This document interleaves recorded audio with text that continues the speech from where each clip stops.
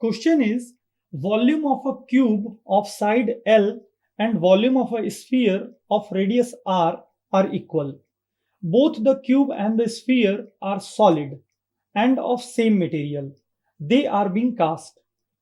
The ratio of the solidification time of the cube to the same of the sphere is option A 4 pi by 6 the whole cube into r by L to power 6.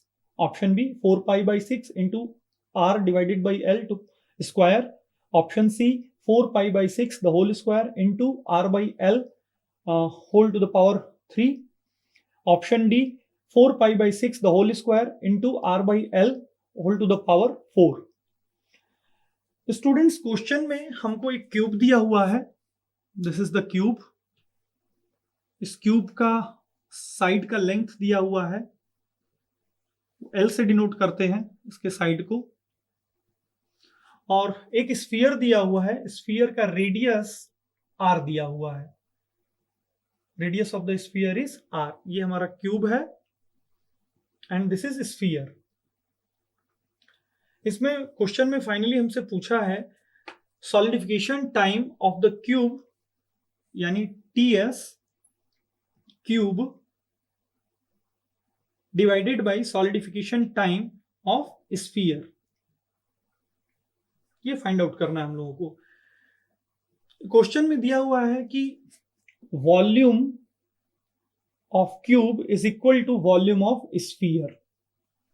एक condition question में already दिया हुआ है. साथ ही साथ दूसरा condition ये दिया हुआ है कि दोनों एक ही मटेरियल के बने हैं, यानी जो सॉलिडिफिकेशन फैक्टर होगा वो भी कांस्टेंट होगा, मतलब दोनों का सेम होगा. तो चलिए हम लोग जैसा कि हम लोग चोरिनोव्स रूल से पढ़ते हैं, सॉलिडिफिकेशन टाइम का formula TS is equal to K into volume by surface area the whole square. चलिए वो फॉर्मूला हम लोग यहाँ पे अप्लाई करते हैं.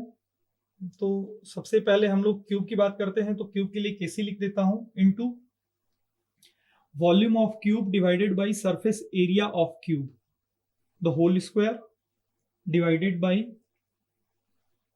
सॉलिडिफिकेशन फैक्टर स्फीयर के लिए KS लिख देता हूं into volume of sphere divided by surface area of sphere the whole square. KC and KS will get cancelled out as they are being made of the same material. Volume of cube and volume of sphere will also get cancelled out because it is given already in the condition. Now we are having surface area of sphere the whole square divided by surface area of cube the whole square. अब cube का surface area क्या हो जाएगा? Surface area हमारे cube का होता है 6 into side square. तो L यहाँ पे साइड है तो 6L स्क्वायर हो जाएगा.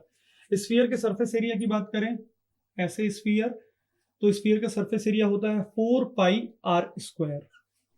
पुट कर देते हैं, पहले स्फीयर का सरफेस एरिया पुट कर देते हैं 4 pi R square the whole square divided by surface area of cube 6L square the whole square. इसको सॉल्व कर लेते हैं आगे. जैसा कि ऑप्शन में दिया हुआ है उसके अकॉर्डिंग इसे हम लोग सॉल्व करेंगे. तो 4 पाई और 6 को एक साथ लिख लेते हैं.